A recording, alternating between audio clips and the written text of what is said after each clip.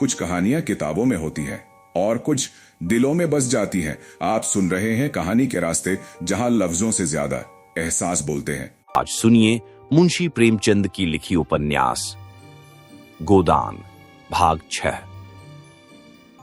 जेठ की उदास और गर्म संध्या सैमरी की सड़कों और गलियों में पानी के छिड़काव से शीतल और प्रसन्न हो रही थी।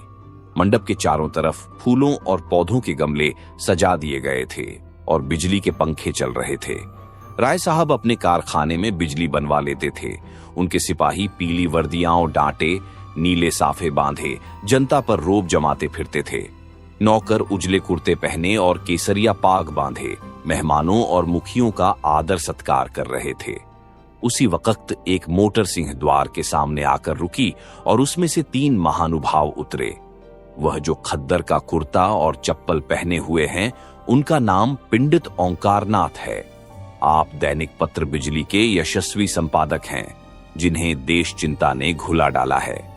दूसरे महाशप जो कोट पैंट में हैं, वह हैं तो वकील, पर वकालत न चलने के कारण एक बीमा कंपनी की दलाली करते हैं और ताल्लुकेदारों को महाजनों और बैंकों से कर्ज दिलाने में वकालत से कहीं ज्यादा कमाई करते हैं। इनका नाम है श्याम बिहारी तनखा। और तीसरे सज्जन जो रेशमी अचकन और तंग पाजामा पहने हुए हैं, मिस्टर बी मेहता, यूनिवर्सिटी में दर्शन शास्त्र के अध्यापक हैं। ये तीनों सज्जन राय साहब के सहपाठियों में हैं और शगुन के उत्सव में निमंत्रित हुए हैं। आज सारे इलाके के असामी आएंगे और शगुन के रुपए भेंट करेंगे। रात को धनुष यज्ञ होगा और मेहमानों की दावत होगी। होरी ने 5 रुपए शगुन के दे दिए हैं और एक गुलाबी मिर्जई पहने, गुलाबी पगड़ी बांधे, घुटने तक कछनी कांचे, हाथ में एक खुरपी लिए और मुख पर पाउडर लगवाए राजा जनक का माली बन गया है और गरूर से इतना फूल उठा है मानो यह सारा उत्सव उसी के पुरुषार्थ से हो रहा है। राय साहब ने मेहमानों का स्वागत किया। दोहरे बदन के ऊंचे आदमी थे, गठा हुआ शरीर, तेजस्वी चेहरा, ऊंचा माथा, गोरा रंग, जिस पर शरबती रेशमी चादर खूब खिल रही थी।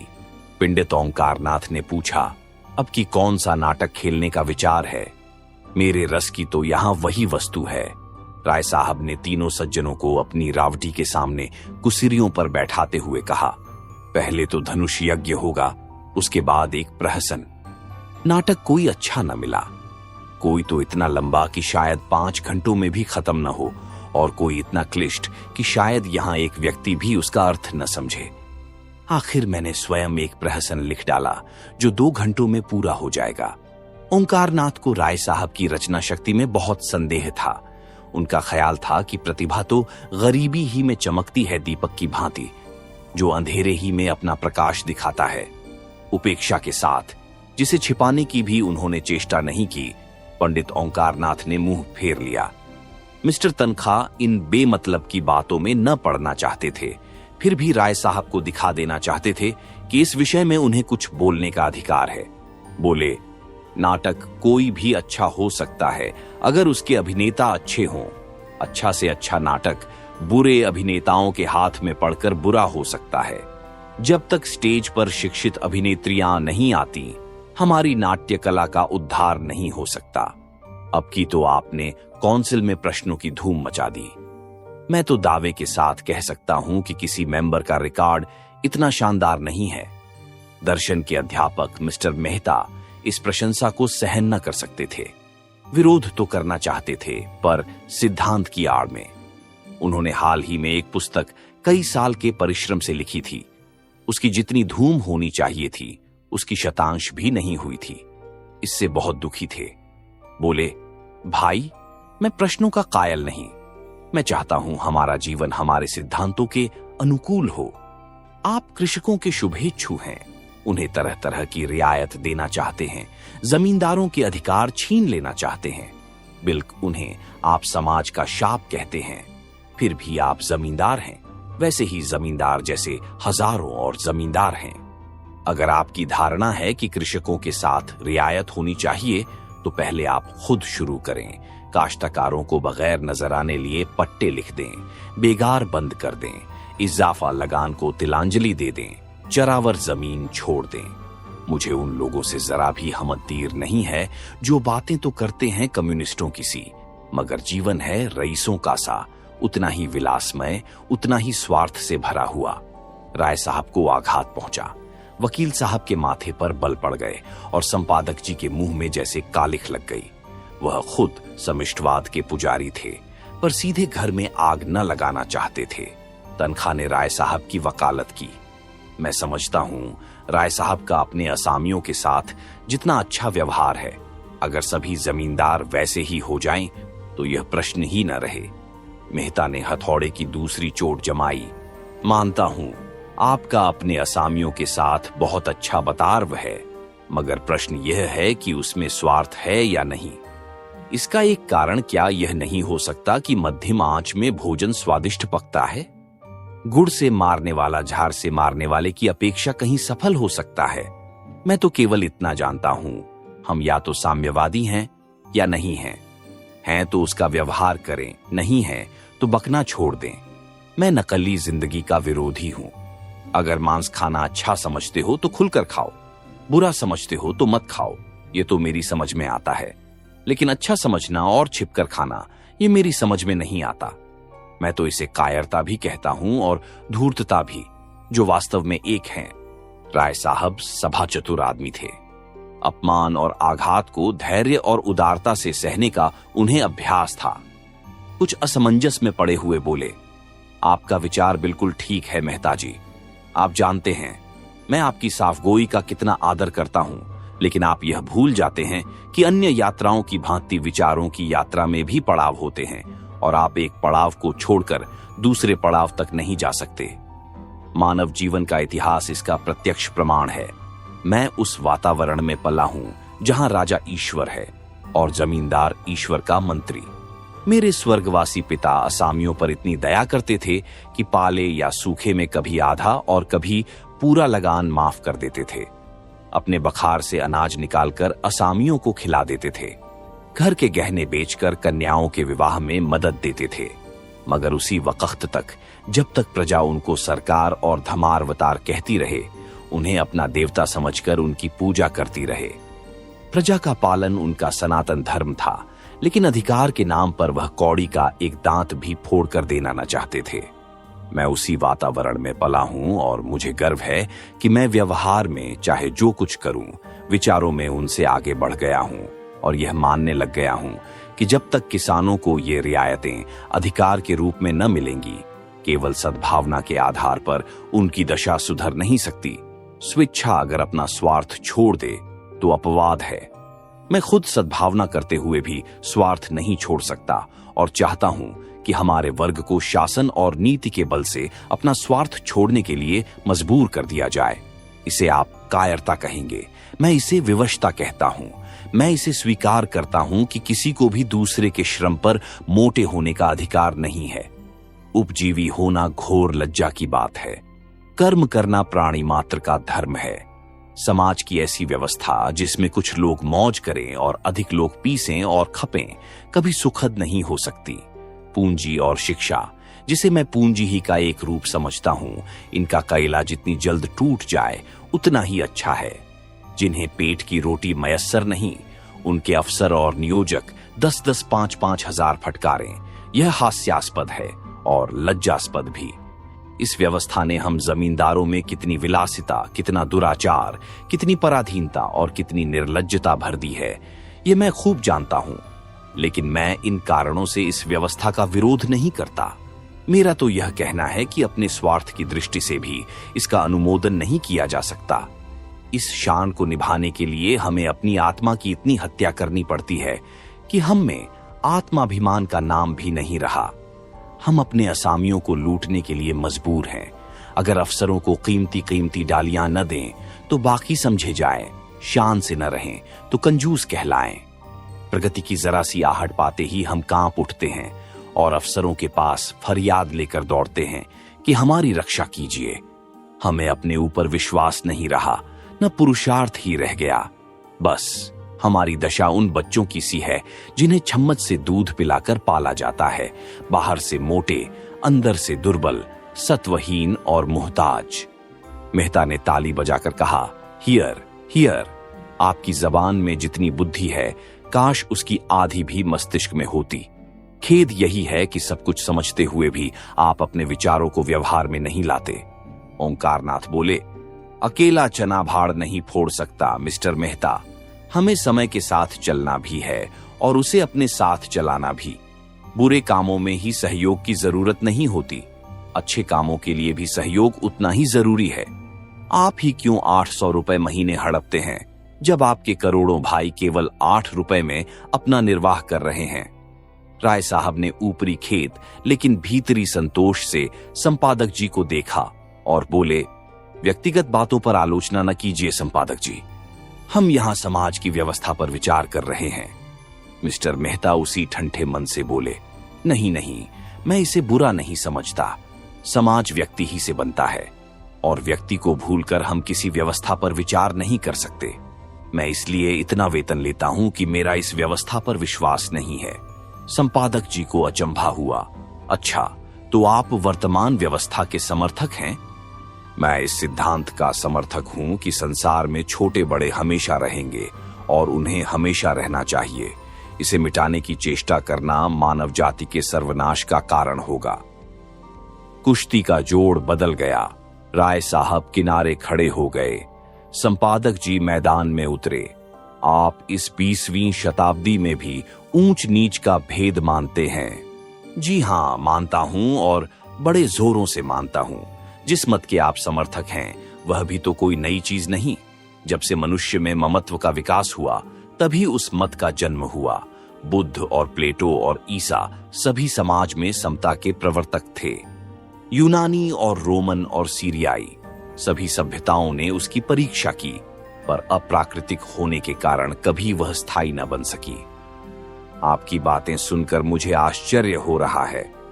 आश्चर्य अज्ञान का दूसरा नाम है। मैं आपका कृतज्ञ हूं अगर आप इस विषय पर कोई लेखमाला शुरू कर दें। जी, मैं इतना अहमक नहीं हूं। अच्छी रकम दिलवाइए तो अलबत्ता। आपने सिद्धांत ही ऐसा लिया है कि खुले खजाने पब्लिक को लूट सकते हैं।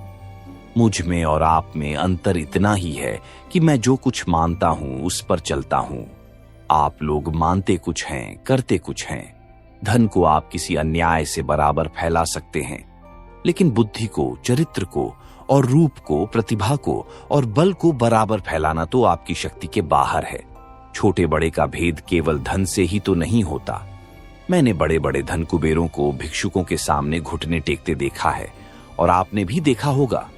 रूप के चौखट पर बड़े बड़े महीप नाक रगड़ते हैं। क्या यह सामाजिक विषमता नहीं है? आप रूप की मिसाल देंगे, वहां इसके सिवाय और क्या है कि मिल के मालिक ने राज कर्मचारी का रूप ले लिया है। बुद्धि तब भी राज करती थी, अब भी करती है और हमेशा करेगी। तश्तरी में पान आ गए थे। राय साहब ने मेहमानों को पान और इलायची देते हुए कहा, बुद्धि अगर स्वार्थ से मुक्त हो तो हमें उसकी प्रभुता मानने में कोई आपत्ति नहीं। समाजवाद का यही आदर्श है। हम साधु महात्माओं के सामने इसीलिए सिर झुकाते हैं कि उनमें त्याग का बल है। इसी तरह हम बुद्धि के हाथ में अधिकार भी देना चाहते हैं, सम्मान भी, नेतृत्व भी, लेकिन संपत्ति किसी तरह नहीं।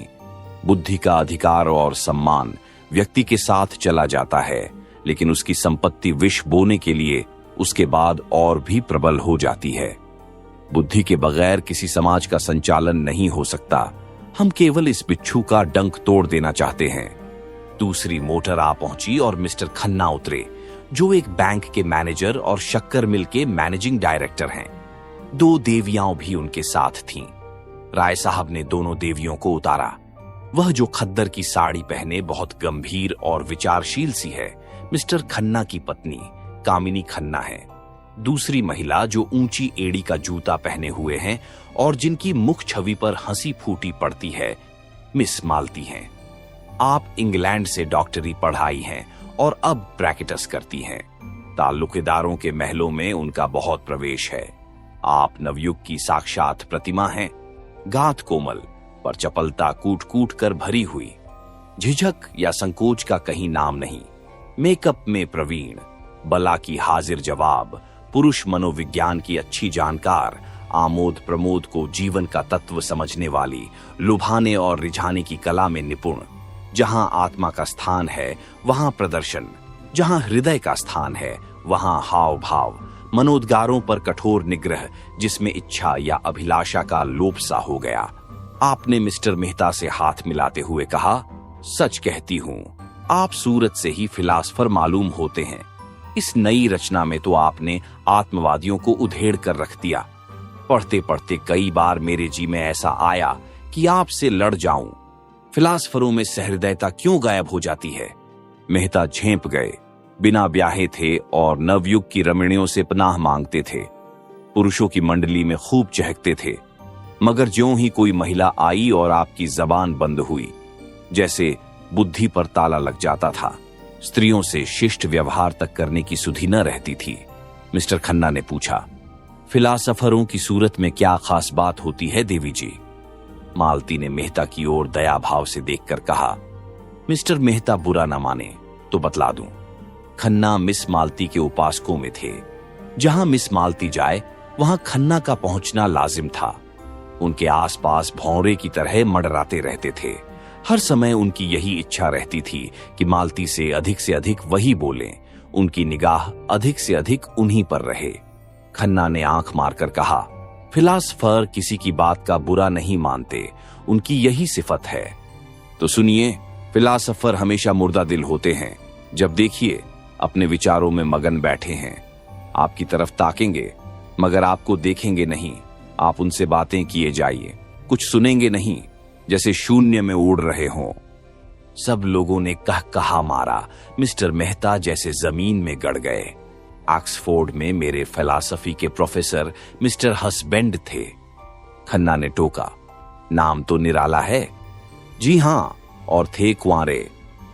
मिस्टर मेहता भी तो कुंवारे हैं। यह रोग सभी फिलासफरों को होता है। अब मेहता को अवसर मिला। बोले, आप भी तो इसी मरज में गिरफ्तार हैं। मैंने प्रतिज्ञा की है किसी फिलासफर से शादी करूंगी, और यह वर्ग शादी के नाम से घबराता है। हस्बैंड साहब तो स्त्री को देखकर घर में छिप जाते थे। उनके शिष्यों में कई लड़कियां थीं। अगर उनमें से कोई कभी कुछ पूछने के लिए उनके ऑफिस में चली जाती थी तो आप ऐसे घबरा जाते जैसे कोई शेर आ गया हो। हम लोग उन्हें खूब छेड़ा करते थे, मगर थे बेचारे सरल हृदय। कई हजार की आमदनी थी, पर मैंने उन्हें हमेशा एक ही सूट पहने देखा। उनकी एक विधवा बहन थी, वही उनके घर का सारा प्रबंध करती थी। मिस्टर हस्बैंड को तो खाने की फिक्र ही न रहती थी। मिलने वालों के डर से अपने कमरे का द्वार बंद करके लिखा पढ़ी करते थे। भोजन का समय आ जाता तो उनकी बहन आहिस्ता से भीतर के द्वार से उनके पास जाकर किताब बंद कर देती थी। तब उन्हें मालूम होता कि खाने का समय हो गया। रात को भी भोजन का समय बंधा हुआ था। उनकी बहन कमरे की बत्ती बुझा दिया करती थी। एक दिन बहन ने किताब बंद करना चाहा तो आपने पुस्तक को दोनों हाथों से दबा लिया और बहन भाई में जोर आजमाई होने लगी। आखिर बहन उनकी पहिएदार कुर्सी को खींचकर भोजन के कमरे में लाई। राय साहब बोले, मगर मेहता साहब तो बड़े खुशमिजाज और मिलनसार हैं। नहीं, इस हंगामे में क्यों आते? तो आप फिलासफर न होंगे। जब अपनी चिंताओं से हमारे सिर में दर्द होने लगता है तो विश्व की चिंता सिर पर लाद कर कोई कैसे प्रसन्न रह सकता है? उधर संपादक जी श्रीमती खन्ना से अपनी आर्थिक कठिनाइयों की कथा कह रहे थे। बस यूं समझिए श्रीमती जी कि संपादक का जीवन एक दीर्घ विलाप है, जिसे सुनकर लोग दया करने के बदले कानों पर हाथ रख लेते हैं। बेचारा न अपना उपकार कर सके न औरों का। पब्लिक उससे आशा तो यह रखती है कि हर एक आंदोलन में वह सबसे आगे रहे, जेल जाए, मार खाए, घर के माल असबाब की कुर्की कराए। यह उसका धर्म समझा जाता है, लेकिन उसकी कठिनाइयों की ओर किसी का ध्यान नहीं। हो तो वह सब कुछ, उसे हर एक विद्या, हर एक कला में पारंगत होना चाहिए, लेकिन उसे जीवित रहने का अधिकार नहीं। आप तो आजकल कुछ लिखती ही नहीं। आपकी सेवा करने का जो थोड़ा सा सौभाग्य मुझे मिल सकता है, उससे क्यों मुझे वंचित रखती है? मिसेस खन्ना को कविता लिखने का शौक था। इस नाते से संपादक जी कभी कभी उनसे मिल आया करते थे, लेकिन घर के काम धंधों में व्यस्त रहने के कारण इधर बहुत दिनों से कुछ लिख नहीं सकी थी। सच बात तो यह है कि संपादक जी ने ही उन्हें प्रोत्साहित करके कवि बनाया था। सच्ची प्रतिभा उनमें बहुत कम थी। क्या लिखूं? कुछ सूझता ही नहीं। आपने कभी मिस मालती से कुछ लिखने को नहीं कहा? संपादक जी उपेक्षा भाव से बोले, उनका समय मूल्यवान है कामिनी देवी। लिखते तो वह लोग हैं जिनके अंदर कुछ दर्द है, अनुराग है, लगन है, विचार है, जिन्होंने धन और भोग विलास को जीवन का लक्ष्य बना लिया। वह क्या लिखेंगे? कामिनी ने ईर्ष्या मिश्रित विनोद से कहा, अगर आप उनसे कुछ लिखा सकें तो आपका प्रचार दुगना हो जाए। लखनऊ में तो ऐसा कोई रसिक नहीं है जो आपका ग्राहक न बन जाए। अगर धन मेरे जीवन का आदर्श होता तो आज मैं इस दशा में न होता। मुझे भी धन कमाने की कला आती है। आज चाहूं तो लाखों कमा सकता हूं, लेकिन यहां तो धन को कभी कुछ समझा ही नहीं। साहित्य की सेवा अपने जीवन का ध्येय है और रहेगा। कम से कम मेरा नाम तो ग्राहकों में लिखवा दीजिए। आपका नाम ग्राहकों में नहीं, संरक्षकों में लिखूंगा। संरक्षकों में रानियों महारानियों को रखिए, जिनकी थोड़ी सी खुशामद करके आप अपने पत्र को लाभ की चीज बना सकते हैं। मेरी रानी महारानी आप हैं। मैं तो आपके सामने किसी रानी महारानी की हकीकत नहीं समझता। जिसमें दया और विवेक है वही मेरी रानी है। खुशामद से मुझे घृणा है। कामिनी ने चुटकी ली, लेकिन मेरी खुशामद तो आप कर रहे हैं संपादक जी। संपादक जी ने गंभीर होकर श्रद्धापूर्ण स्वर में कहा, यह खुशामद नहीं है देवी जी, हृदय के सच्चे उद्गार हैं। राय साहब ने पुकारा, संपादक जी जरा इधर आइएगा, मिस मालती आपसे कुछ कहना चाहती हैं। संपादक जी की वह सारी अकड़ गायब हो गई। नम्रता और विनय की मूर्त बने हुए आकर खड़े हो गए। मालती ने उन्हें सदैव नेत्रों से देखकर कहा, मैं अभी कह रही थी कि दुनिया में मुझे सबसे ज्यादा डर संपादकों से लगता है। आप लोग जिसे चाहें एक क्षण में बिगाड़ दें। मुझे से चीफ सेक्रेटरी साहब ने एक बार कहा, अगर मैं इस ब्लडी ओंकार नाथ को जेल में बंद कर सकूं तो अपने को भाग्यवान समझूं। ओंकार नाथ की बड़ी बड़ी मूंछें खड़ी हो गईं, आंखों में गर्व की ज्योति चमक उठी। यूं वह बहुत ही शांत प्रकृति के आदमी थे, लेकिन ललकार सुनकर उनका पुरुषत्व उत्तेजित हो जाता था। दृढ़ता भरे स्वर में बोले, इस कृपा के लिए आपका कृतज्ञ हूं। उस बज्म में अपना जिक्र तो आता है, चाहे किसी तरह आए। आप सेक्रेटरी महोदय से कह दीजिएगा कि ओंकार नाथ उन आदमियों में नहीं है जो इन धमकियों से डर जाए। उसकी कलम उसी वक्त विश्राम लेगी जब उसकी जीवन यात्रा समाप्त हो जाएगी। उसने अनीति और स्वेच्छाचार को जड़ से खोदकर फेंक देने का जिम्मा लिया है। मिस मालती ने और उकसाया, मगर मेरी समझ में आपकी यह नीति नहीं आती कि जब आप मामूली शिष्टाचार से अधिकारियों का सहयोग प्राप्त कर सकते हैं तो क्यों उनसे कन्नी काटते हैं। अगर आप अपनी आलोचनाओं में आग और विष जरा कम दें तो मैं वादा करती हूं कि आपको गवर्नमेंट से काफी मदद दिला सकती हूं। जनता को तो आपने देख लिया, उसे अपील की, उसकी खुशामद की, अपनी कठिनाइयों की कथा कही, मगर कोई नतीजा न निकला। अब जरा अधिकारियों को भी आजमा देखिए। तीसरे महीने आप मोटर पर न निकलने लगे और सरकारी दावतों में निमंत्रित न होने लगे तो मुझे जितना चाहें कोसिएगा। तब यही रईस और नेशनलिस्ट जो आपकी परवाह नहीं करते आपके द्वार के चक्कर लगाएंगे। ओंकार नाथ अभिमान के साथ बोले, यही तो मैं नहीं कर सकता देवी जी। मैंने अपने सिद्धांतों को सदैव ऊंचा और पवित्र रखा है और जीते जी उनकी रक्षा करूंगा। दौलत के पुजारी तो गली गली मिलेंगे, मैं सिद्धांत के पुजारियों में हूं। मैं इसे दंभ कहती हूं। आपकी इच्छा, धन की आपको परवाह नहीं है, सिद्धांतों का खून करके नहीं। तो आपके पत्र में विदेशी वस्तुओं के विज्ञापन क्यों होते हैं? मैंने किसी भी दूसरे पत्र में इतने विदेशी विज्ञापन नहीं देखे। आप बनते तो हैं आदर्शवादी और सिद्धांतवादी, पर अपने फायदे के लिए देश का धन विदेश भेजते हुए आपको जरा भी खेद नहीं होता। आप किसी तकर से इस नीति का समर्थन नहीं कर सकते। ओंकार नाथ के पास सचमुच कोई जवाब न था। उन्हें बगलें झांकते देखकर राय साहब ने उनकी हिमायत की, तो आखिर आप क्या चाहती हैं? इधर से भी मारे जाए, उधर से भी मारे जाए तो पत्र कैसे चले? मिस मालती ने दया करना न सीखा था। प्रपत्र नहीं चलता तो बंद कीजिए। अपना पत्र चलाने के लिए आपको विदेशी वस्तुओं के प्रचार का कोई अधिकार नहीं। अगर आप मजबूर हैं तो सिद्धांत का ढोंग छोड़िए। मैं तो सिद्धांतवादी पत्रों को देखकर जल उठती हूं। जी चाहता है दियासलाई दिखा दूं। जो व्यक्ति कर्म और वचन में सामंजस्य नहीं रख सकता, वह और चाहे जो कुछ हो सिद्धांतवादी नहीं है। मेहता खिल उठे। थोड़ी देर पहले उन्होंने खुद इसी विचार का प्रतिपादन किया था। उन्हें मालूम हुआ कि इस रमणी में विचार की शक्ति भी है, केवल तितली नहीं। संकोच जाता रहा। यही बात अभी मैं कह रहा था। विचार और व्यवहार में सामंजस्य का न होना ही धूर्तता है, मक्कारी है। मिस मालती प्रसन्न मुख से बोली, तो इस विषय में आप और मैं एक हैं, और मैं भी फिलासफर होने का दावा कर सकती हूं। खन्ना की जीभ में खुजली हो रही थी। बोले, आपका एक एक अंग फिलासफी में डूबा हुआ है।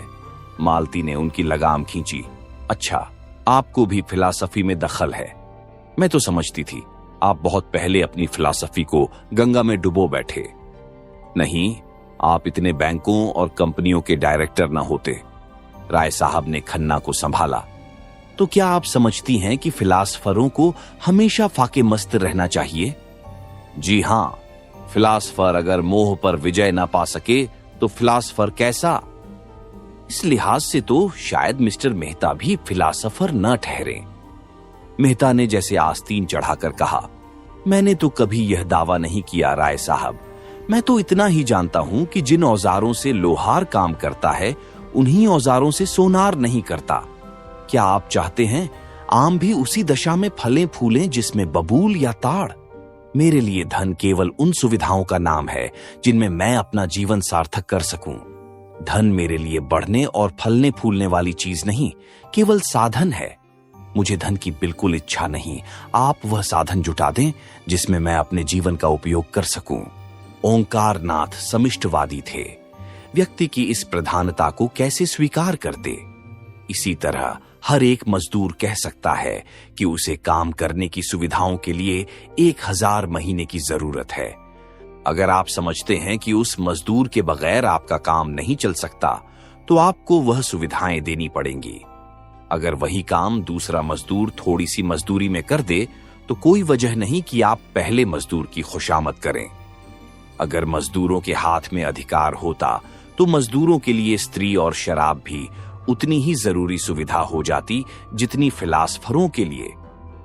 तो आप विश्वास मानिए, मैं उनसे ईर्ष्या न करता।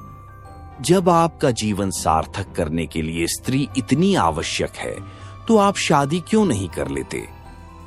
मेहता ने निसंकोच भाव से कहा, इसीलिए कि मैं समझता हूं मुक्त भोग आत्मा के विकास में बाधक नहीं होता।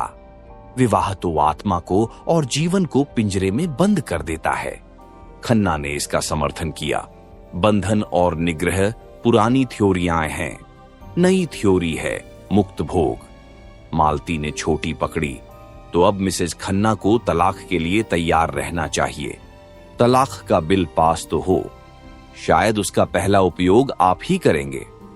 कामिनी ने मालती की ओर विष भरी आंखों से देखा और मुंह सिकोड़ लिया, मानो कह रही है, खन्ना तुम्हें मुबारक रहें, मुझे परवाह नहीं। मालती ने मेहता की तरफ देखकर कहा, इस विषय में आपके क्या विचार हैं मिस्टर मेहता? मेहता गंभीर हो गए। वह किसी प्रश्न पर अपना मत प्रकट करते थे तो जैसे अपनी सारी आत्मा उसमें डाल देते थे। विवाह को मैं सामाजिक समझौता समझता हूं और उसे तोड़ने का अधिकार न पुरुष को है न स्त्री को। समझौता करने के पहले आप स्वाधीन हैं, समझौता हो जाने के बाद आपके हाथ कट जाते हैं। तो आप तलाक के विरोधी हैं, क्यों?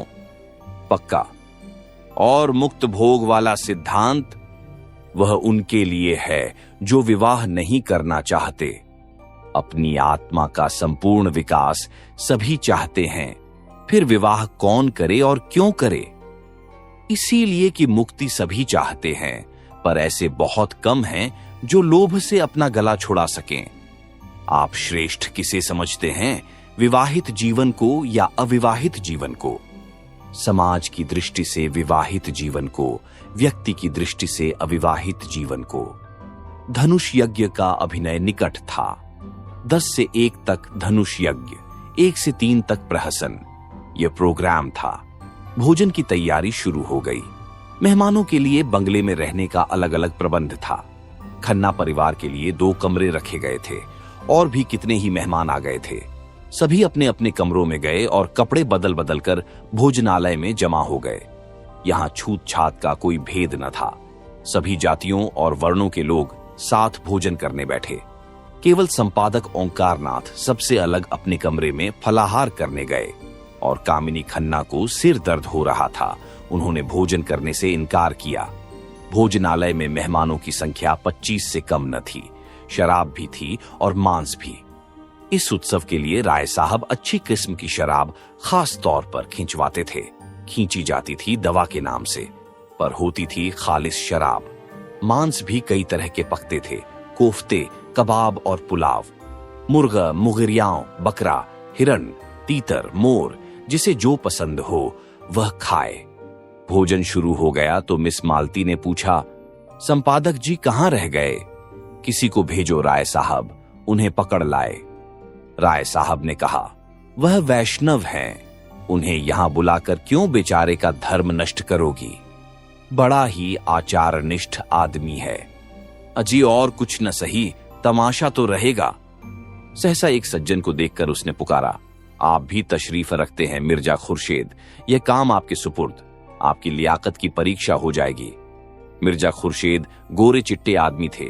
भूरी भूरी मूछें, नीली आंखें, दोहरी देह, चांद के बाल सफाचट, चकलियां अचकन और चूड़ीदार पाजामा पहने थे। ऊपर से हैट लगा लेते थे। वोटिंग के समय चौंक पड़ते थे और नेशनलिस्टों की तरफ वोट देते थे। सूफी मुसलमान थे। 2 बार हज कर आए थे, मगर शराब खूब पीते थे। कहते थे, जब हम खुदा का एक हुक्म भी कभी नहीं मानते तो दीन के लिए क्यों जान दें। बड़े दिल लगी बाज, बेफिक्रे जीव थे। पहले बसरे में ठीके का कारोबार करते थे। लाखों कमाए, मगर शामत आई कि एक मेम से आशनाई कर बैठे। मुकदमेबाजी हुई। जेल जाते जाते बचे। 24 घंटे के अंदर मुल्क से निकल जाने का हुक्म हुआ। जो कुछ जहां था वहीं छोड़ा और सिर्फ 50,000 लेकर भाग खड़े हुए। बंबई में उनके एजेंट थे। सोचा था उनसे हिसाब किताब कर लें और जो कुछ निकलेगा उसी में जिंदगी काट देंगे, मगर एजेंटों ने जाल करके उनसे वह 50,000 भी ऐंठ लिए। निराश होकर वहां से लखनऊ चले। गाड़ी में एक महात्मा से साक्षात हुआ। महात्मा जी ने उन्हें सब्ज बाग दिखाकर उनकी घड़ी, अंगूठियां, रुपए सब उड़ा लिए। बेचारे लखनऊ पहुंचे तो देह के कपड़ों के सिवा और कुछ न था। राय साहब से पुरानी मुलाकात थी। कुछ उनकी मदद से और कुछ अन्य मित्रों की मदद से एक जूते की दुकान खोल ली। वह अब लखनऊ की सबसे चलती हुई जूते की दुकान थी। 400-500 रोज की बिक्री थी। जनता को उन पर थोड़े ही दिनों में इतना विश्वास हो गया कि एक बड़े भारी मुस्लिम ताल्लुकेदार को नीचा दिखाकर कौंसिल में पहुंच गए। अपनी जगह पर बैठे बैठे बोले, जी नहीं, मैं किसी का दीन नहीं बिगाड़ता। यह काम आपको खुद करना चाहिए। मजा तो जब है कि आप उन्हें शराब पिलाकर छोड़ें। यह आपके हुस्न के जादू की आजमाइश है। चारों तरफ से आवाजें आईं, हाँ हाँ मिस मालती, आज अपना कमाल दिखाइए। मालती ने मिर्जा को ललकारा, कुछ इनाम दोगे? 100 रुपए की एक थैली। हुश, 100 रुपए? लाख रुपए का धर्म बिगाड़ूं 100 के लिए? अच्छा, आप खुद अपनी फीस बताइए। 1000 कौड़ी कम नहीं। अच्छा, मंजूर। जी नहीं, लाकर मेहता जी के हाथ में रख दीजिए। मिर्जा जी ने तुरंत 100 रुपए का नोट जेब से निकाला और उसे दिखाते हुए खड़े होकर बोले, भाइयों, ये हम सब मर्दों की इज्जत का मामला है। अगर मिस मालती की फरमाइश न पूरी हुई तो हमारे लिए कहीं मुंह दिखाने की जगह न रहेगी। अगर मेरे पास रुपए होते तो मैं मिस मालती की एक एक अदा पर 1-1 लाख कुर्बान कर देता। एक पुराने शायर ने अपने माशूक के एक काले तिल पर समरकंद और बोखारा के सूबे कुर्बान कर दिए थे। आज आप सभी साहबों की जवामर्दी और हुस्न परस्ती का इम्तिहान है। जिसके पास जो कुछ हो सच्चे सूरमा की तरह निकाल कर रख दे। आपको इल्म की कसम, माशूक की अदाओं की कसम, अपनी इज्जत की कसम, पीछे कदम न हटाइए। मर्दो, रुपए खर्च हो जाएंगे, नाम हमेशा के लिए रह जाएगा। ऐसा तमाशा लाखों में भी सस्ता है। देखिए लखनऊ के हसीनों की रानी एक जाहिद पर अपने हुस्न का मंत्र कैसे चलाती है। भाषण समाप्त करते ही मिर्जा जी ने हर एक की जेब की तलाशी शुरू कर दी। पहले मिस्टर खन्ना की तलाशी हुई। उनकी जेब से 5 रुपए निकले। मिर्जा ने मुंह फीका करके कहा, वाह खन्ना साहब वाह, नाम बड़े दर्शन थोड़े। इतनी कंपनियों के डायरेक्टर, लाखों की आमदनी और आपके जेब में 5 रुपए। लाहौल बिला कुवत। कहां है मेहता? आप जरा जाकर मिसेस खन्ना से कम 100 रुपए वसूल कर लाएं। खन्ना खिसियाकर बोले, अजी उनके पास एक पैसा भी ना होगा। कौन जानता था कि यहां आप तलाशी लेना शुरू करेंगे। खैर आप खामोश रहिए, हम अपनी तकदीर तो आजमा लें। अच्छा तो मैं जाकर उनसे पूछता हूं। जी नहीं, आप यहां से हिल नहीं सकते। मिस्टर मेहता, आप फिलासफर हैं, मनोविज्ञान के पंडित। देखिए अपनी भेद न कराइएगा। मेहता शराब पीकर मस्त हो जाते थे। उस मस्ती में उनका दर्शन उड़ जाता था और विनोद सजीव हो जाता था। लपक कर मिसेस खन्ना के पास गए और 5 मिनट ही में मुंह लटकाए लौट आए। मिर्जा ने पूछा, अरे क्या खाली हाथ? राय साहब हंसे, काजी के घर चूहे भी सयाने। मिर्जा ने कहा, हो बड़े खुशनसीब खन्ना, खुदा की कसम।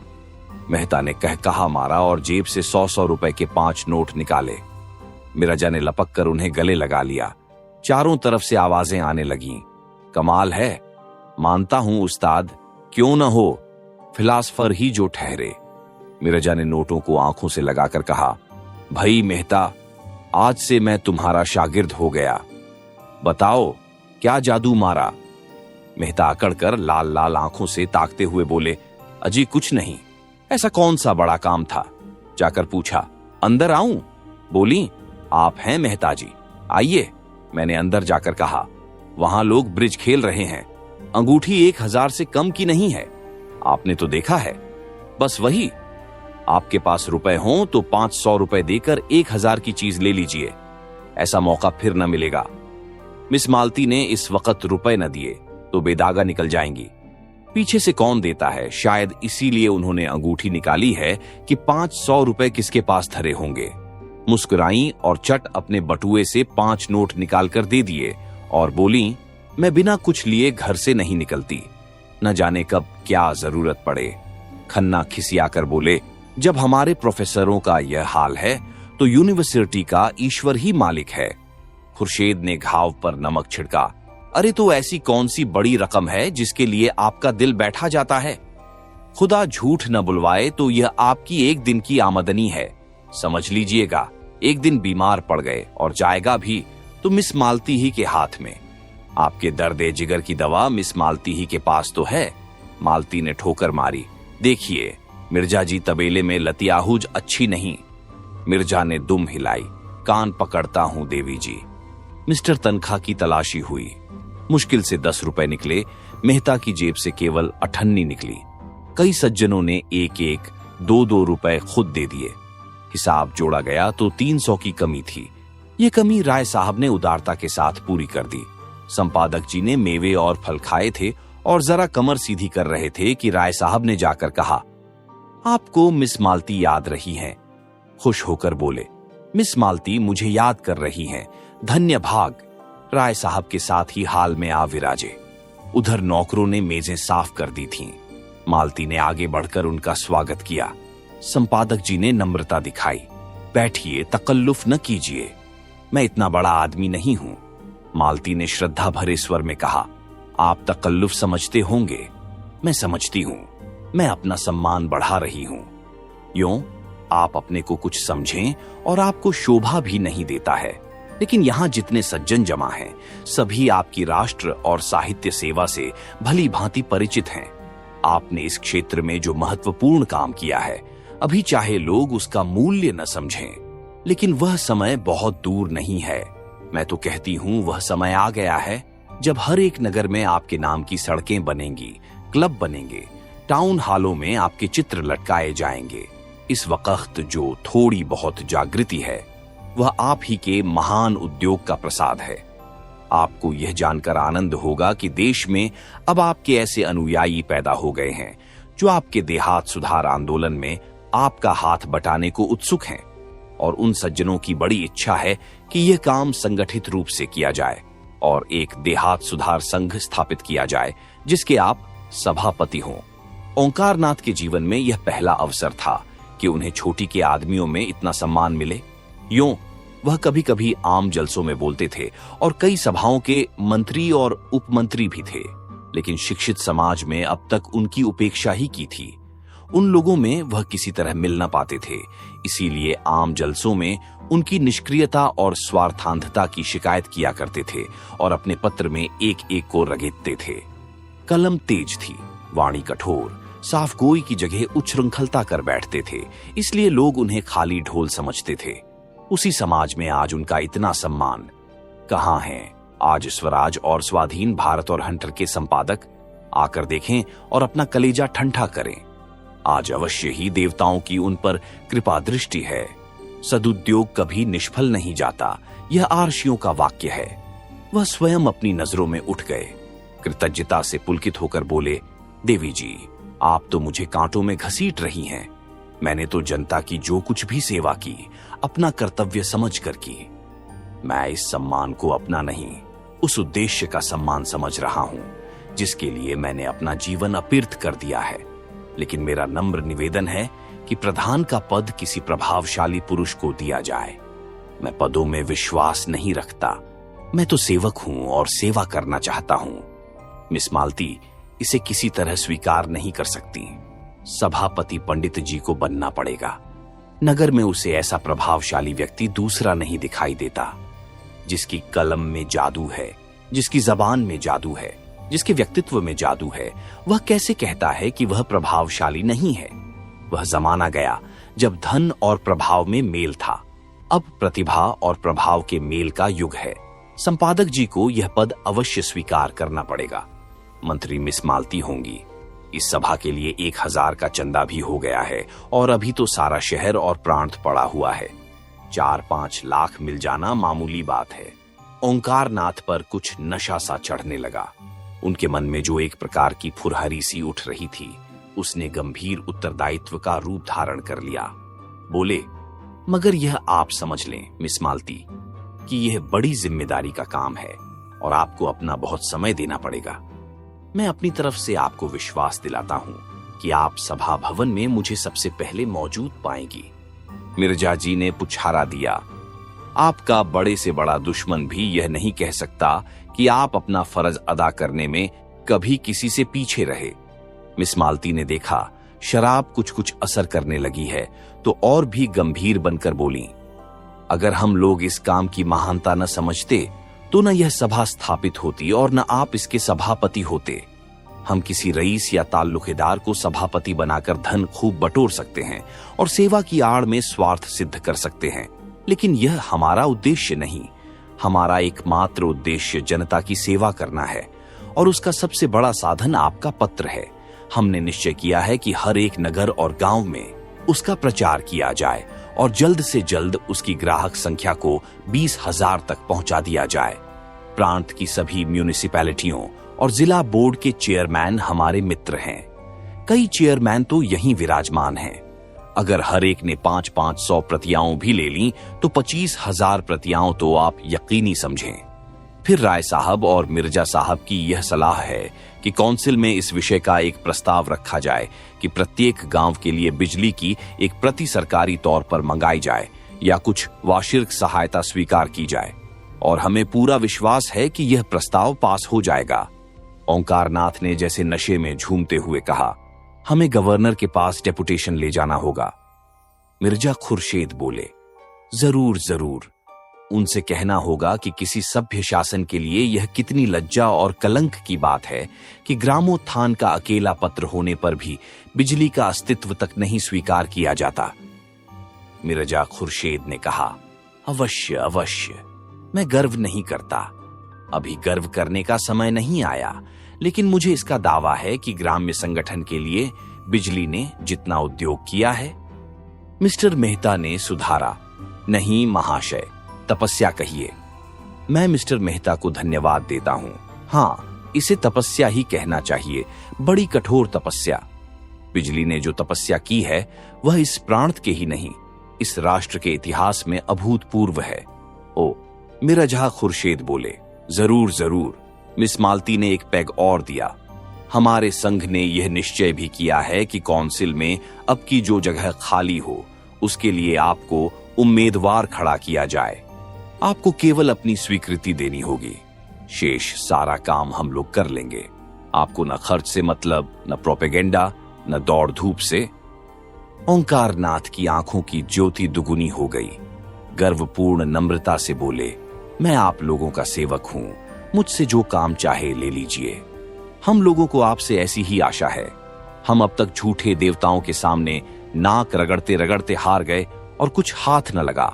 अब हमने आप में सच्चा पथ प्रदर्शक, सच्चा गुरु पाया है और इस शुभ दिन के आनंद में आज हमें एक मन एक प्राण होकर अपने अहंकार को, अपने दंभ को तिलांजलि दे देना चाहिए।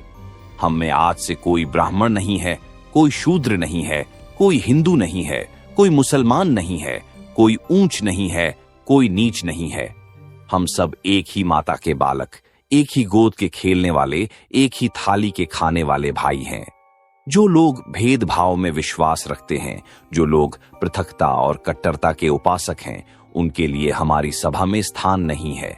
जिस सभा के सभापति पूज्य ओंकारनाथ जी जैसे विशाल हृदय व्यक्त हों, उस सभा में ऊंच नीच का, खान पान का और जाति पाति का भेद नहीं हो सकता। जो महानुभाव एकता में और राष्ट्रीयता में विश्वास न रखते हों, वे कृपा करके यहां से उठ जाए। राय साहब ने शंका की, मेरे विचार में एकता का यह आशय नहीं है कि सब लोग खान पान का विचार छोड़ दें। मैं शराब नहीं पीता, तो क्या मुझे इस सभा से अलग हो जाना पड़ेगा? मालती ने निर्मम स्वर में कहा, बेशक अलग हो जाना पड़ेगा। आप इस संघ में रहकर किसी तरह का भेद नहीं रख सकते। मेहता जी ने घड़े को ठोका, मुझे संदेह है कि हमारे सभापति जी स्वयं खान पान की एकता में विश्वास नहीं रखते हैं। ओंकारनाथ का चेहरा जर्द पड़ गया। इस बदमाश ने यह क्या बेवक्त की शहनाई बजा दी? दुष्ट कहीं गड़े मुर्दे न उखाड़ने लगे, नहीं, यह सारा सौभाग्य स्वप्न की भांति शून्य में विलीन हो जाएगा। मिस मालती ने उनके मुंह की ओर जिज्ञासा की दृष्टि से देखकर दृढ़ता से कहा, आपका संदेह निराधार है मेहता महोदय। क्या आप समझते हैं कि राष्ट्र की एकता का ऐसा अनन्य उपासक, ऐसा उदारचेता पुरुष, ऐसा रसिक कवि इस निरर्थक और लज्जाजनक भेद को मान्य समझेगा? ऐसी शंका करना उसकी राष्ट्रीयता का अपमान करना है। ओंकारनाथ का मुखमंडल प्रदीप्त हो गया। प्रसन्नता और संतोष की आभा झलक पड़ी। मालती ने उसी स्वर में कहा, और इससे भी अधिक उनकी पुरुष भावना का। एक रमणी के हाथों से शराब का प्याला पाकर वह कौन भद्र पुरुष है जो इनकार कर दे? यह तो नारी जाति का अपमान होगा, उस नारी जाति का जिसके नयन बाणों से अपने हृदय को बिंधवाने की लालसा पुरुष मात्र में होती है, जिसकी अदाओं पर मर मिटने के लिए बड़े बड़े महीप लालायित रहते हैं। लाइए बोतल और प्याले और द्वार चलने दीजिए। इस महान अवसर पर किसी तरह की शंका, किसी तरह की आपित राष्ट्रद्रोह से कम नहीं। पहले हम अपने सभापति की सेहत का जाम पिएंगे। बर्फ, शराब और सोडा पहले ही से तैयार था। मालती ने ओंकारनाथ को अपने हाथों से लाल विष से भरा हुआ ग्लास दिया और उन्हें कुछ ऐसी जादू भरी चितवन से देखा कि उनकी सारी निष्ठा, सारी वनर श्रेष्ठता काफूर हो गई। मन ने कहा, सारा आचार विचार परिस्थितियों के अधीन है। आज तुम दरिद्र हो, किसी मोटर कार को धूल उड़ाते देखते हो तो ऐसा बिगड़ते हो कि उसे पत्थरों से चूर चूर कर दो। लेकिन क्या तुम्हारे मन में कार की लालसा नहीं है? परिस्थिति ही विधि है और कुछ नहीं। बाप दादों ने नहीं पी थी, न पी हो। उन्हें ऐसा अवसर ही कब मिला था? उनकी जीविका पोथी पत्रों पर थी। शराब लाते कहां से और पीते भी तो जाते कहां? फिर वह तो रेलगाड़ी पर न चढ़ते थे, कल का पानी न पीते थे, अंग्रेजी पढ़ना पाप समझते थे। समय कितना बदल गया है। समय के साथ अगर नहीं चल सकते तो वह तुम्हें पीछे छोड़कर चला जाएगा। ऐसी महिला के कोमल हाथों से विष भी मिले तो शिरोधार्य करना चाहिए। जिस सौभाग्य के लिए बड़े बड़े राजे तरसते हैं, वह आज उनके सामने खड़ा है। क्या वह उसे ठुकरा सकते हैं? उन्होंने ग्लास ले लिया और सिर झुकाकर अपनी कृतज्ञता दिखाते हुए एक ही सांस में पी गए और तब लोगों को गर्व भरी आंखों से देखा, मानो कह रहे हों, अब तो आपको मुझ पर विश्वास आया। क्या समझते हैं, मैं निरा पोंगा पिंडित हूं। अब तो मुझे दंभी और पाखंडी कहने का साहस नहीं कर सकते। हाल में ऐसा शोर गुल मचा कि कुछ न पूछो, जैसे पिटारे में बंद गहगहे निकल पड़े हों। वाह देवी जी, क्या कहना है, कमाल है मिस मालती, कमाल है। तोड़ दिया, नमक का कानून तोड़ दिया, धर्म का कैला तोड़ दिया, नेम का घड़ा फोड़ दिया। ओंकारनाथ के कंठ के नीचे शराब का पहुंचना था कि उनकी रसिकता वाचाल हो गई। मुस्कुराकर बोले, मैंने अपने धर्म की थाती मिस मालती के कोमल हाथों में सौंप दी और मुझे विश्वास है वह उसकी यथोचित रक्षा करेंगी। उनके चरण कमलों के इस प्रसाद पर मैं ऐसे 1000 धर्मों को न्यौछावर कर सकता हूं। कहकहों से हाल गूंज उठा। संपादक जी का चेहरा फूल उठा था, आंखें झुकी पड़ती थीं। दूसरा ग्लास भरकर बोले, ये मिस मालती की सेहत का जाम है, आप लोग पिएं और उन्हें आशीर्वाद दें। लोगों ने फिर अपने अपने ग्लास खाली कर दिए। उसी वक्त मिर्जा खुर्शीद ने एक माला लाकर संपादक जी के गले में डाल दी और बोले, सज्जनों, पृथ्वी ने अभी अपने पूज्य सदर साहब की शान में एक कसीदा कहा है। आप लोगों की इजाजत हो तो सुनाऊं? चारों तरफ से आवाजें आईं। हाँ हाँ, जरूर सुनाइए। ओंकारनाथ भंग तो आए दिन पिया करते थे और उनका मस्तिष्क उसका अभ्यस्त हो गया था, मगर शराब पीने का उन्हें यह पहला अवसर था। भंग का नशा मंथर गति से एक स्वप्न की भांति आता था और मस्तिष्क पर मेघ के समान छा जाता था। उनकी चेतना बनी रहती थी। उन्हें खुद मालूम होता था कि इस समय उनकी वाणी बड़ी लच्छेदार है और उनकी कल्पना बहुत प्रबल। शराब का नशा उनके ऊपर सिंह की भांति झपटा और दबोच बैठा। वह कहते कुछ हैं, मुंह से निकलता कुछ है। फिर यह ज्ञान भी जाता रहा। वह क्या कहते हैं और क्या करते हैं, इसकी सुधि ही न रही। यह स्वप्न का रोमानी वैचित्र्य न था, जागृति का वह चक्कर था जिसमें साकार निराकार हो जाता है। न जाने कैसे उनके मस्तिष्क में यह कल्पना जाग उठी कि कसीदा पढ़ना कोई बड़ा अनुचित काम है। मेज पर हाथ पटक कर बोले, नहीं, कदापि नहीं, यहां कोई कसीदा नहीं होगा, नहीं होगा। हम सभापति हैं, हमारा हुक्म है। हम अभी इस सभा को तोड़ सकते हैं, अभी तोड़ सकते हैं, सभी को निकाल सकते हैं। कोई हमारा कुछ नहीं कर सकता। हम सभापति हैं, कोई दूसरा सभापति नहीं है। मिर्जा ने हाथ जोड़कर कहा, हुजूर, इस कसीदे में तो आपकी तारीफ की गई है। संपादक जी ने लाल पर ज्योतिहीन नेत्रों से देखा, तुम हमारी तारीफ क्यों की? क्यों की? बोलो, क्यों हमारी तारीफ की? हम किसी का नौकर नहीं है, किसी के बाप का नौकर नहीं है, किसी साले का दिया नहीं खाते। हम खुद संपादक हैं। हम बिजली का संपादक है, हम उसमें सबका तारीफ करेगा। देवी जी, हम तुम्हारा तारीफ नहीं करेगा। हम कोई बड़ा आदमी नहीं है, हम सबका गुलाम है। हम आपका चरण रज है। मालती देवी हमारी लक्ष्मी, हमारा सरस्वती, हमारी राधा। यह कहते हुए वे मालती के चरणों की तरफ झुके और मुंह के बल फर्श पर गिर पड़े।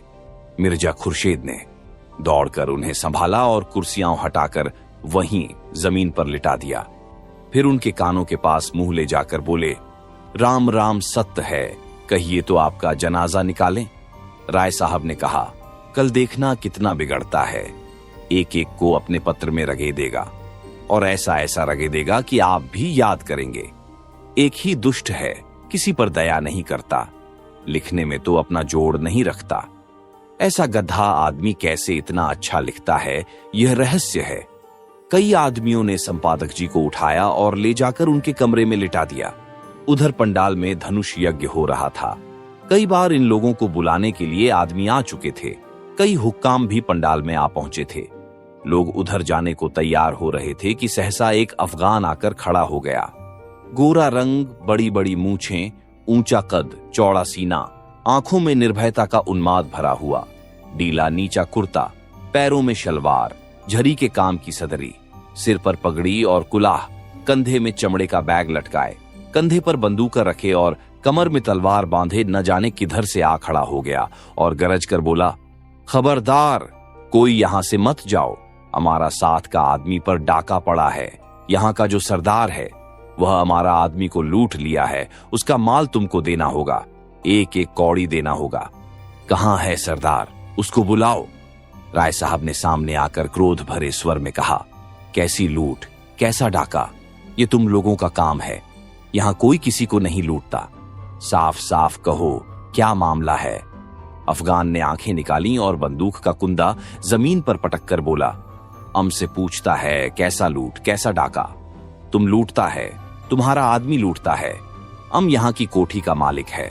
हमारी कोठी में 50 जवान है। हमारा आदमी रुपए तहसील कर लाता था, 1000 वो तुम लूट लिया और कहता है कैसा डाका? हम बतलाएगा कैसा डाका होता है। हमारा 25 जवान अभी आता है। हम तुम्हारा गांव लूट लेगा। कोई साला कुछ नहीं कर सकता, कुछ नहीं कर सकता। खन्ना ने अफगान के तेवर देखे तो चुपके से उठे कि निकल जाए। सरदार ने जोर से डांटा, कांग जाता तुम, कोई कहीं नहीं जा सकता। नहीं, हम सबको कत्ल कर देगा, अभी फैर कर देगा। हमारा तुम कुछ नहीं कर सकता। हम तुम्हारा पुलिस से नहीं डरता। पुलिस का आदमी हमारा शकल देखकर भागता है। हमारा अपना कांसल है, हम उसको खत लिखकर लाट साहब के पास जा सकता है। हम यहां से किसी को नहीं जाने देगा।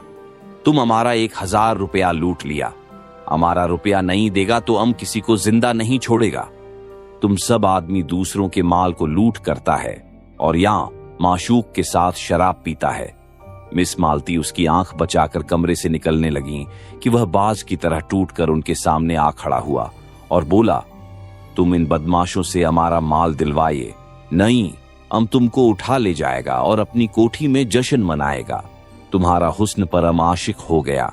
या तो हमको 1000 अभी अभी दे दे या तुमको हमारे साथ चलना पड़ेगा। तुमको हम नहीं छोड़ेगा। हम तुम्हारा आशिक हो गया है।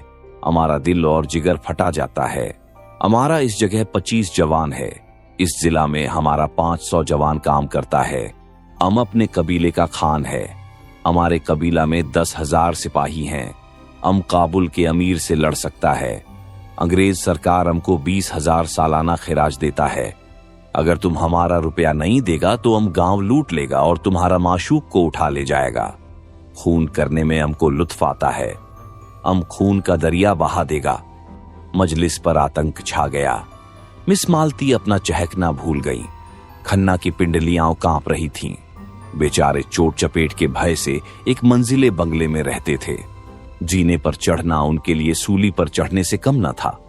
गर्मी में भी डर के मारे कमरे में सोते थे। राय साहब को ठकुराई का अभिमान था। वह अपने ही गांव में एक पठान से डर जाना हास्यास्पद समझते थे, लेकिन उसकी बंदूक को क्या करते? उन्होंने जरा भी ची चप्पड़ किया और इसने बंदूक चलाई। होश तो होते ही हैं ये सब, और निशाना भी इन सबों का कितना अचूक होता है। अगर उसके हाथ में बंदूक न होती तो राय साहब उससे सींग मिलाने को भी तैयार हो जाते। मुश्किल यही थी कि दुष्ट किसी को बाहर नहीं जाने देता। नहीं, दम के दम में सारा गांव जमा हो जाता और इसके पूरे जत्थे को पीट पाट कर रख देता। आखिर उन्होंने दिल मजबूत किया और जान पर खेल कर बोले, हमने आपसे कह दिया कि हम चोर डाकू नहीं हैं। मैं यहाँ की काउंसिल का मेंबर हूँ और ये देवी जी लखनऊ की सुप्रसिद्ध डॉक्टर हैं। यहाँ सभी शरीफ और इज्जतदार लोग जमा हैं। हमें बिल्कुल खबर नहीं आपके आदमियों को किसने लूटा। आप जाकर थाने में रपट कीजिए। खान ने जमीन पर पैर पटके, पैंतरे बदले और बंदूक को कंधे से उतारकर हाथ में लेता हुआ दहाड़ा, मत बकबक करो। काउंसिल का मेंबर को हम इस तरह पैरों से कुचल देता है, जमीन पर पांव रगड़ता है। हमारा हाथ मजबूत है, हमारा दिल मजबूत है। हम खुदा ताला के सिवा और किसी से नहीं डरता। तुम हमारा रुपया नहीं देगा तो हम, राय साहब की तरफ इशारा कर, अभी तुमको कत्ल कर देगा। अपनी तरफ बंदूक की नली देखकर राय साहब झुककर मेज के बराबर आ गए। अजीब मुसीबत में जान फंसी थी। शैतान बरबस कहे जाता है। तुमने हमारे रुपए लूट लिए। न कुछ सुनता है, न कुछ समझता है, न किसी को बाहर जाने आने देता है। नौकर चाकर, सिपाही, प्यादे सब धनुष यज्ञ देखने में मग्न थे। जमींदारों के नौकर यूं भी आलसी और कामचोर होते ही हैं। जब तक 10 दफे न पुकारा जाए बोलते ही नहीं। और इस वक्त तो वे एक शुभ काम में लगे हुए थे। धनुष यज्ञ उनके लिए केवल तमाशा नहीं, भगवान की लीला थी। अगर एक आदमी भी इधर आ जाता तो सिपाहियों को खबर हो जाती और दम भर में खान का सारा खानपन निकल जाता। दाढ़ी के एक एक बाल नूच जाते। कितना गुस्सेवर है। होते भी तो जल्लाद हैं, न मरने का गम न जीने की खुशी। मिर्जा साहब ने चकित नेत्रों से देखा। क्या बताऊं, कुछ अक्ल काम नहीं करती। मैं आज अपना पिस्तौल घर ही छोड़ आया, नहीं मजा चखा देता। खन्ना रोना मुंह बनाकर बोले, कुछ रुपए देकर किसी तरह इस बला को टालिए। राय साहब ने मालती की ओर देखा। देवी जी, अब आपकी क्या सलाह है? मालती का मुखमंडल तमतमा रहा था। बोली, होगा क्या, मेरी इतनी बेइज्जती हो रही है और आप लोग बैठे देख रहे हैं। बोस मर्दों के होते एक उजड्डा पठान मेरी इतनी दुर्गति कर रहा है और आप लोगों के खून में जरा भी गमीर नहीं आती। आपको जान इतनी प्यारी है, क्यों एक आदमी बाहर जाकर शोर नहीं मचाता? क्यों आप लोग उस पर झपटकर उसके हाथ से बंदूक नहीं छीन लेते? बंदूक ही तो चलाएगा, चलाने दो। एक या दो की जान ही तो जाएगी, जाने दो। मगर देवी जी मर जाने को जितना आसान समझती थीं और लोग न समझते थे। कोई आदमी बाहर निकलने की फिर हिम्मत करे और पठान गुस्से में आकर 10-5 फेर कर दे तो यहां सफाया हो जाएगा। बहुत होगा, पुलिस उसे फांसी की सजा दे देगी। वह भी क्या ठीक, एक बड़े कबीले का सरदार है। उसे फांसी देते हुए सरकार भी सोच विचार करेगी, ऊपर से दबाव पड़ेगा।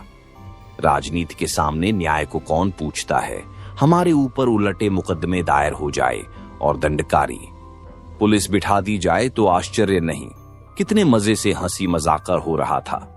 अब तक ड्रामा का आनंद उठाते होते इस शैतान ने आकर एक नई विपत्ति खड़ी कर दी और ऐसा जान पड़ता है बिना 2-1 खून किए मानेगा भी नहीं। खन्ना ने मालती को फटकारा, देवी जी, आप तो हमें ऐसा लताड़ रही हैं मानो अपनी प्राण रक्षा करना कोई पाप है। प्राण का मोह प्राणी मात्र में होता है और हम लोगों में भी हो तो कोई लज्जा की बात नहीं। आप हमारी जान इतनी सस्ती समझती हैं, ये देखकर मुझे खेद होता है। 1000 का ही तो मुआमला है। आपके पास मुफ्त के 1000 हैं, उसे देकर क्यों नहीं विदा कर देती? आप खुद अपनी बेइज्जती करा रही हैं, इसमें हमारा क्या दोष? राय साहब ने गर्म होकर कहा, अगर इसने देवी जी को हाथ लगाया तो चाहे मेरी लाश यहीं तड़पने लगे, मैं उससे भिड़ जाऊंगा। आखिर वह भी आदमी ही तो है। मिर्जा साहब ने संदेह से सिर हिलाकर कहा, राय साहब, आप अभी इन सबों के मिजाज से वाकिफ नहीं हैं। यह फैर करना शुरू करेगा तो फिर किसी को जिंदा न छोड़ेगा। इनका निशाना बेख्ता होता है। मीटर तनख्वाह, बेचारे आने वाले चुनाव की समस्या सुलझने आए थे। 10-5 हजार का वारा न्यारा करके घर जाने का स्वप्न देख रहे थे। यहां जीवन ही संकट में पड़ गया। बोले, सबसे सरल उपाय वही है जो अभी खन्ना जी ने बतलाया। 1000 ही की बात है और रुपए मौजूद हैं, तो आप लोग क्यों इतना सोच विचार कर रहे हैं? मिस मालती ने तनख्वाह को तिरस्कार भरी आंखों से देखा। आप लोग इतने कायर हैं, यह मैं न समझती थी। मैं भी यह न समझता था कि आपको रुपए इतने प्यारे हैं और वह भी मुफ्त के। जब आप लोग मेरा अपमान देख सकते हैं तो अपने घर की स्त्रियों का अपमान भी देख सकते होंगे। तो आप भी पैसे के लिए अपने घर के पुरुषों को होम करने में संकोच न करेंगी। खान इतनी देर तक झल्लाया हुआ सा इन लोगों की गिटपिट सुन रहा था। एकाएक गरज कर बोला, अब नहीं मानेगा। इतनी देर यहां खड़ा है, तुम लोग कोई जवाब नहीं देता। जेब से सीटी निकालकर, तुमको एक लम्हा और देता है। अगर तुम रुपया नहीं देता तो सीटी बजाएगा और हमारा 25 जवान यहां आ जाएगा। बस। फिर आंखों में प्रेम की ज्वाला भरकर उसने मिस मालती को देखा। तुम हमारे साथ चलेगा दिलदार, तुम्हारे ऊपर फैदा हो जाएगा, अपना जान तुम्हारे कदमों पर रख देगा। इतना आदमी तुम्हारा आशिक है, मगर कोई सच्चा आशिक नहीं। सच्चा इश्क क्या है दिखा देगा। तुम्हारा इशारा पाते ही अपने सीने में खंजर चुभा सकता है। मिर्जा ने घिघिया कर कहा, देवी जी, खुदा के लिए इस मूजी को रुपए दे दीजिए। खन्ना ने हाथ जोड़कर याचना की, हमारे ऊपर दया करो मिस मालती। राय साहब तनकर बोले, हरगिज नहीं, आज जो कुछ होना है हो जाने दीजिए। या तो हम खुद मर जाएंगे या इन जालिमों को हमेशा के लिए सबक दे देंगे। तनख्वाह ने राय साहब को डांट बताई, शेर की मांद में घुसना कोई बहादुरी नहीं है। मैं इसे मूर्खता समझता हूं, मगर मिस मालती के मनोभाव कुछ और ही थे। खान के लालसा प्रदीप्त नेत्रों ने उन्हें आश्वस्त कर दिया था और अब इस कांड में उन्हें मनछलेपन का आनंद आ रहा था। उनका हृदय कुछ देर इन नरपुंगवों के बीच में रहकर उनके बर्बर प्रेम का आनंद उठाने के लिए ललचा रहा था। शिष्ट प्रेम की दुर्बलता और निर्जीवता का उन्हें अनुभव हो चुका था। आज अक्खड़ अनघड़ पठानों के उन्मत्त प्रेम के लिए उनका मन दौड़ रहा था, जैसे संगीत का आनंद उठाने के बाद कोई मस्त हाथियों की लड़ाई देखने के लिए दौड़े। उन्होंने खां साहब के सामने जाकर निश्शंक भाव से कहा, तुम्हें रुपए नहीं मिलेंगे। खान ने हाथ बढ़ाकर कहा, तो हम तुमको लूट ले जाएगा। तुम इतने आदमियों के बीच से हमें नहीं ले जा सकता। हम तुमको 1000 आदमियों के बीच से ले जा सकता है। तुमको जान से हाथ धोना पड़ेगा। हम अपने माशूक के लिए अपने जिस्म का एक एक बोटी नुचवा सकता है। उसने मालती का हाथ पकड़कर खींचा। उसी वक्त होरी ने कमरे में कदम रखा। वह राजा जनक का माली बना हुआ था और उसके अभिनय ने देहातियों को हंसाते हंसाते लौटा दिया था। उसने सोचा, मालिक अभी तक क्यों नहीं आए? वह भी तो आकर देखें कि देहाती इस काम में कितने कुशल होते हैं। उनके यार दोस्त भी देखें, कैसे मालिक को बुलाए। वह अवसर खोज रहा था और ज्यों ही मोहल्लत मिली दौड़ा हुआ यहां आया, मगर यहां का दृश्य देखकर भौचक्का सा खड़ा रह गया। सब लोग चुप्पी साधे थर थर कांपते कातर नेत्रों से खान को देख रहे थे और खान मालती को अपनी तरफ खींच रहा था। उसकी सहज बुद्धि ने परिस्थिति का अनुमान कर लिया। उसी वक्त राय साहब ने पुकारा, होरी दौड़ कर जा और सिपाहियों को बुला ला, जल्द दौड़। होरी पीछे मुड़ा था कि खान ने उसके सामने बंदूक तान कर डांटा, कहां जाता है सुअर, हम गोली मार देगा। होरी गंवार था। लाल पगड़ी देखकर उसके प्राण निकल जाते थे, लेकिन मस्त सांड पर लाठी लेकर पिल पड़ता था। वह कायर न था, मारना और मरना दोनों ही जानता था, मगर पुलिस के हथकंडों के सामने उसकी एक न चलती थी। बंधे बंधे कौन फिरे, रिश्वत के रुपए कहां से लाए, बाल बच्चों को किस पर छोड़े। मगर जब मालिक ललकारते हैं तो फिर किसका डर? तब तो वह मौत के मुंह में भी कूद सकता है। उसने झपटकर खान की कमर पकड़ी और ऐसा अड़ंगा मारा कि खान चारों खाने चित्त जमीन पर आ रहे और लगे पश्तों में गालियां देने। होरी उनकी छाती पर चढ़ बैठा और जोर से दाढ़ी पकड़कर खींची। दाढ़ी उसके हाथ में आ गई। खान ने तुरंत अपनी कुलाह उतार फेंकी और जोर मारकर खड़ा हो गया। अरे, ये तो मिस्टर मेहता हैं, वही। लोगों ने चारों तरफ से मेहता को घेर लिया। कोई उनके गले लगता, कोई उनकी पीठ पर थपकियां देता था और मिस्टर मेहता के चेहरे पर न हंसी थी न गर्व। चुपचाप खड़े थे, मानो कुछ हुआ ही नहीं। मालती ने नकली रोष से कहा, आपने यह बहुरूपन कहां सीखा? मेरा दिल अभी तक धड़ धड़ कर रहा है। मेहता ने मुस्कुराते हुए कहा, जरा इन भले आदमियों की जवामर्दी की परीक्षा ले रहा था। जो गुस्ताखी हुई हो उसे क्षमा कीजिएगा। आप सुन रहे थे मुंशी प्रेमचंद की लिखी उपन्यास गोदान।